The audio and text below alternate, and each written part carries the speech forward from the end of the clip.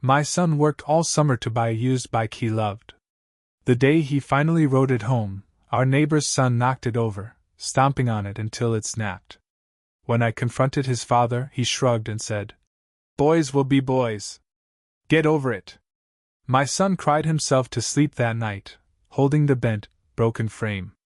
A week later, that same kid was riding a brand new bike, identical to the one he had destroyed. I'm a single dad. Been one since Mason was 4, when his mom decided she wanted something more exciting than raising a family. I'm not rich. I work 6 days a week at a small repair shop in Ozark, Missouri. Nights I work security at a bar downtown. Nothing fancy, but it keeps food on the table. Mason is the kind of kid people dream about. Polite. Quiet. Kind to animals. Always says yes sir and no ma'am. He doesn't ask for much. Never has.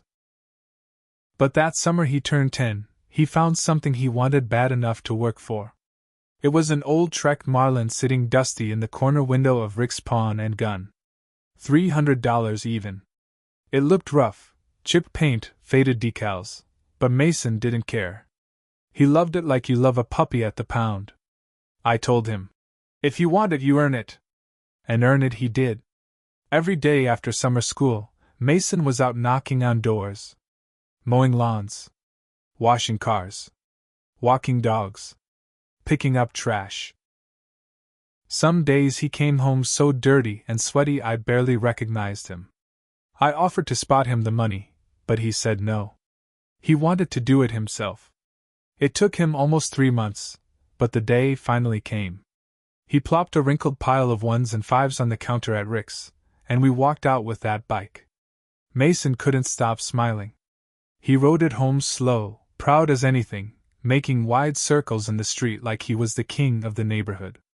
I swear to God, I almost cried watching him. Then Chase Ferguson showed up. The Fergusons lived 2 houses down.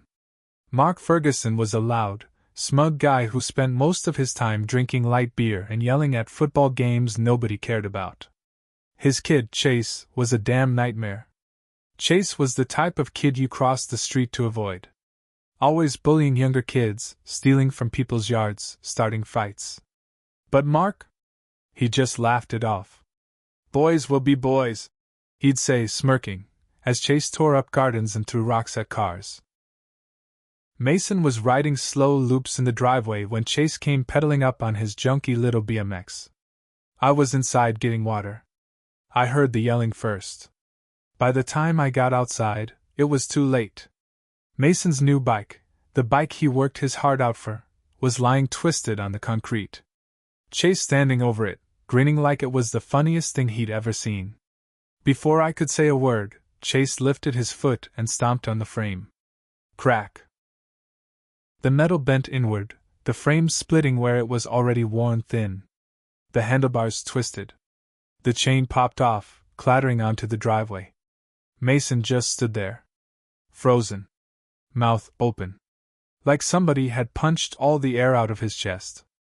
I ran over, grabbed Chase by the back of his shirt, harder than I probably should have, and dragged him down the street to his house. I was shaking with anger. Banged on the Ferguson's door so hard the glass rattled. Mark opened it, beer in hand, wearing a shirt with a giant barbecue stain on it. He squinted at me like he was trying to focus. I told him what his son had done. Told him straight. I expected him to pay for the damages. Mark just laughed in my face. "I mean, come on, it's just a damn bike," he said. "Boys will be boys. Get over it." I stared at him, waiting, hoping he'd realize how serious I was. He didn't. He slapped me on the shoulder, chuckling, and shut the door right in my face. That night Mason sat on the couch holding the ruined frame. He didn't even cry at first. Just stared at it, running his fingers over the bent metal, like he couldn't believe it was real. Later, after I tucked him into bed, I heard him sobbing into his pillow. I sat alone in the kitchen, staring out the window, the rage building like pressure behind my eyes. I thought about confronting Mark again. Thought about calling the cops. But I knew it wouldn't do a damn thing. Mark would just laugh. Chase would just keep smiling. No, if I wanted justice, I'd have to get it myself. I didn't act right away. That's not how revenge works if you want it to really land. You wait. You plan. You make it count. The days crawled by. Every time I saw Mason's empty spot on the bike rack at the park, it twisted the knife deeper. And then, one afternoon about a week later, Chase came tearing down the road. On a brand new, top-of-the-line Trek Marlin. Same model. Same color. Brand spanking new. The Fergusons must have bought it to shut him up. Probably paid 4 times what Mason paid for his beat-up one. Chase made a point to swerve around Mason, laughing, showing off. It wasn't just a bike anymore. It was a message. And I got the message loud and clear. I started watching the Fergusons. Mark ran a half-assed landscaping business out of his garage. Lawnmowers, edgers, leaf blowers, weed whackers, all stored behind their house, under a cheap tarp. No cameras. No lights. No locks. He probably thought nobody would ever touch his stuff. I waited. Waited until the nights started getting colder. Until the street lights flickered a little earlier. Until the air smelled like burning leaves. Early October, moonless night. Perfect. I pulled my old black hoodie from the closet, slipped on leather gloves, and packed a few things into a backpack. Hammer, screwdriver, 2 gallons of gasoline, zip ties, rags. I parked my truck 2 streets over. Walked through the dark, cutting across backyards like a ghost. When I got there, I crouched behind their shed for a while. Watching. Listening. Nothing. I crept up to the equipment pile. It was almost funny how easy it was. Like they wanted someone to take it. One by one, I disabled every machine. Smashed spark plugs. Ripped wires. Poured sand into gas tanks. Then came the gasoline. I poured it low around the bases.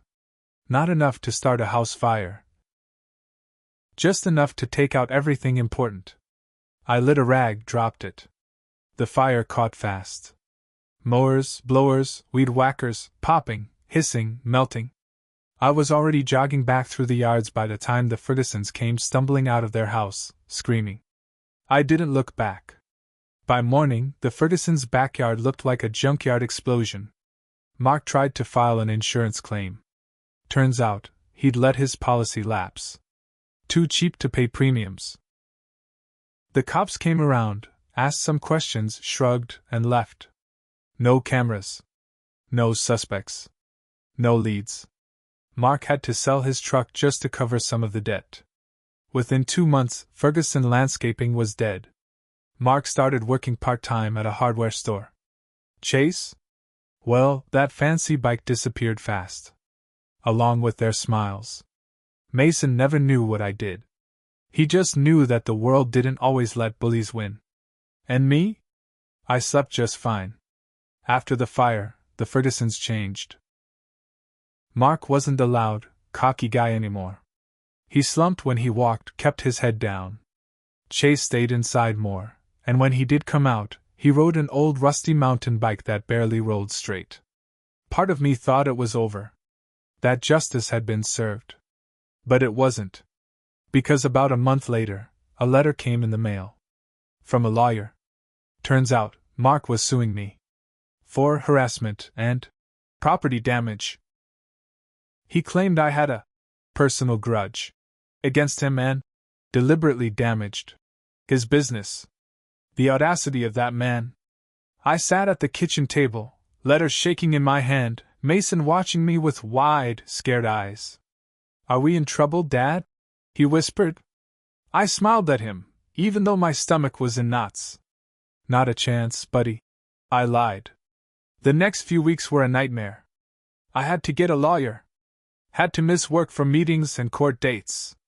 Had to spend money I didn't have on defense. Mark spun a story that made himself sound like a victim, that I'd always hated him, and threatened him, before the fire. He even got a few of his drinking buddies to lie for him, saying they heard me make threats at a neighborhood barbecue months before. It was all bullshit. But in small towns, bullshit sticks. People started looking at me different. At Mason different. Whispers at the grocery store. Long stares at the gas station. It was like being on trial twice. Once in court, once in the court of public opinion. One night, after a particularly brutal hearing, I sat in the driveway staring at the house. Mason was inside doing homework. And for the first time since this started, I felt scared. Not just for me, for him. If Mark somehow won, if I lost the case, they could come after my house. My savings. Everything. All because some drunk idiot couldn't teach his kid right from wrong. And that's when something in me snapped. I realized something. Destroying his business hadn't been enough. Burning his stuff hadn't been enough. If I wanted real revenge, the kind you don't come back from, I needed to destroy the thing he cared about most, his name. Mark had a lot of skeletons in his closet. I knew it. Everyone kind of knew it. The trick was proving it. So I started digging. Late nights, after Mason went to sleep, I sat at my computer and pulled every public record I could find. Court filings, arrest reports, business complaints, public Facebook posts from years back, Better Business Bureau complaints, and holy hell, did I find dirt. Turns out, Mark had been fined twice for illegal dumping when he ran his landscaping business, dumping chemicals into the storm drains behind the neighborhood. Fines he never paid. Even worse, there were 2 old police reports from years ago. One for verbal assault at a Little League game, another for suspected vandalism against a rival landscaper's truck. Both times charges were dropped because of lack of evidence. Typical. But it was enough. I put together a file, screenshots, photocopies, dates, everything. Anonymous email account. And I sent it out. To the city code enforcement office. To the local news tip lines. To the property management company that handled Mark's rental. To the police department. Within a week, everything blew up. Code enforcement slapped Mark with $8,000 in unpaid fines and penalties. The city filed a lien on his property. The local news ran a story, small but brutal, about local landscaper facing environmental violation fines.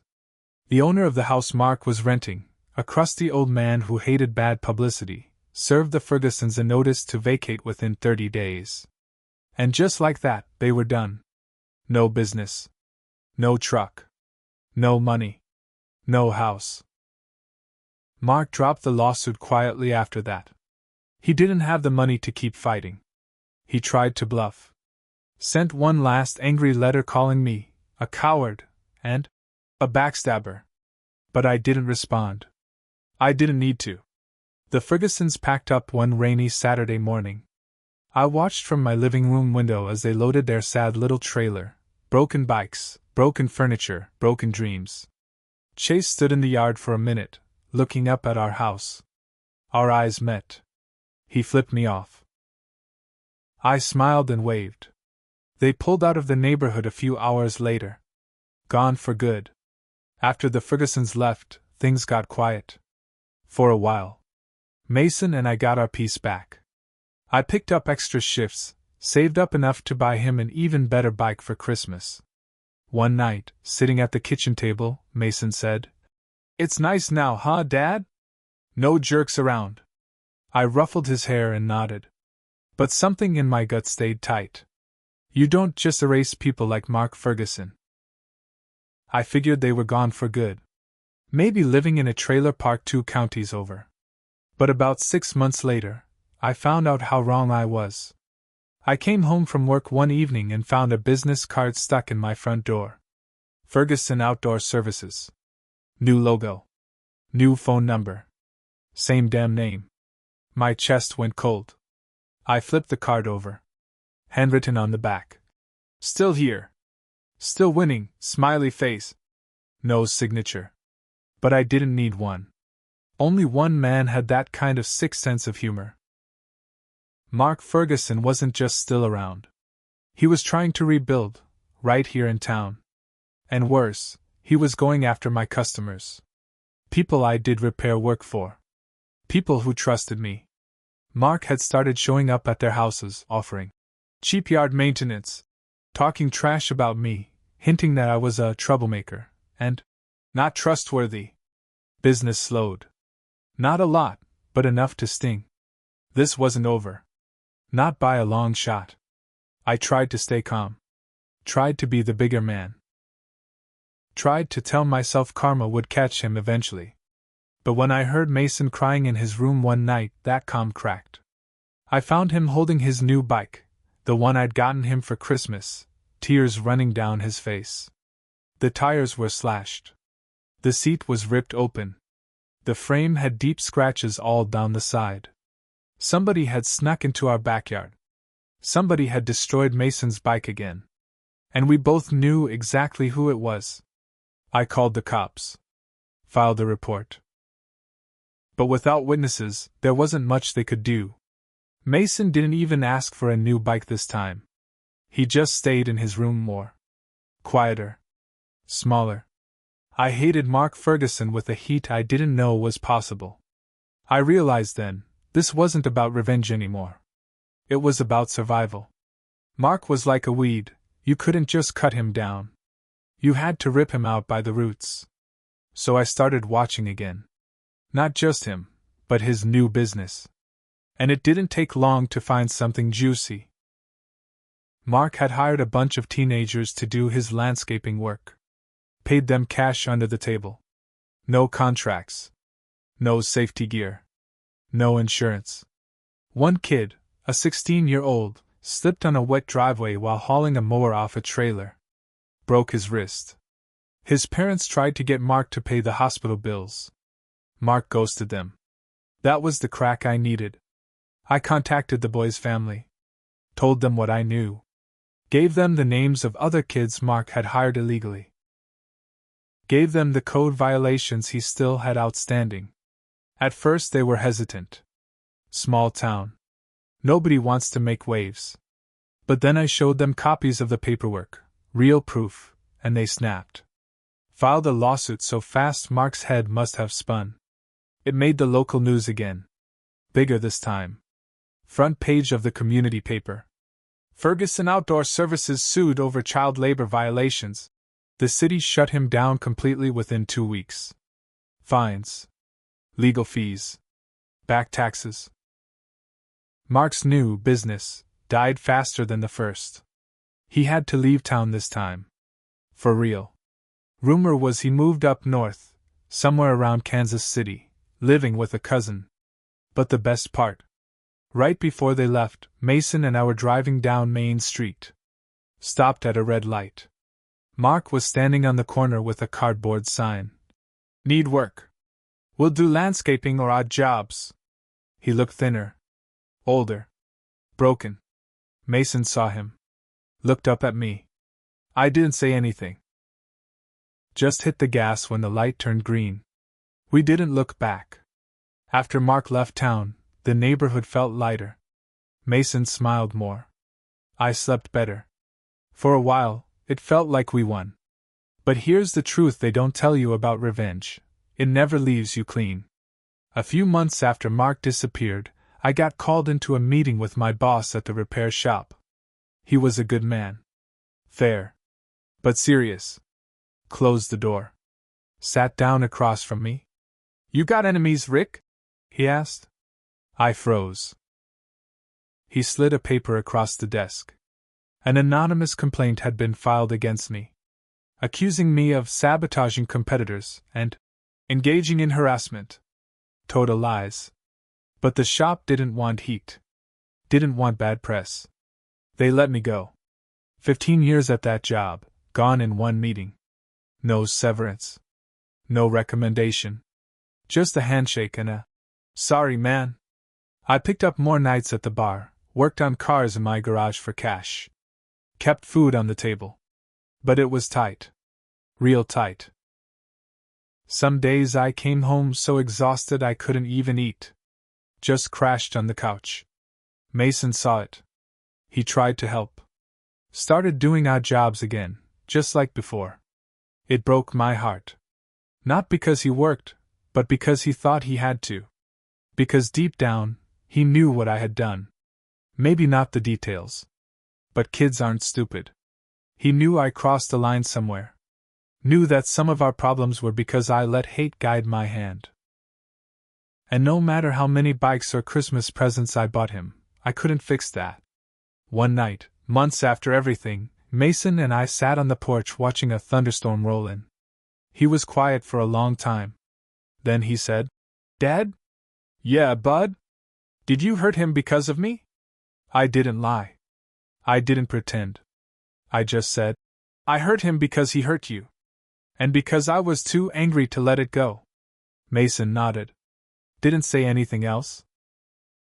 Just leaned against my shoulder as the rain started to fall. I won't sit here and pretend I regret it all. Mark Ferguson deserved every damn thing he got. But revenge has a price. You pay it in pieces of yourself. Little by little. Until you look in the mirror and see somebody you don't quite recognize. Some days I still wonder if it was worth it. But then I remember Mason's face. The night his first bike was crushed. The night he cried into his pillow. And I know. I didn't just fight for revenge. I fought for respect. For dignity. For every good kid who gets crushed by some spoiled, mean little punk and told, "Get over it." And if I had to do it all again, I would. Every damn step.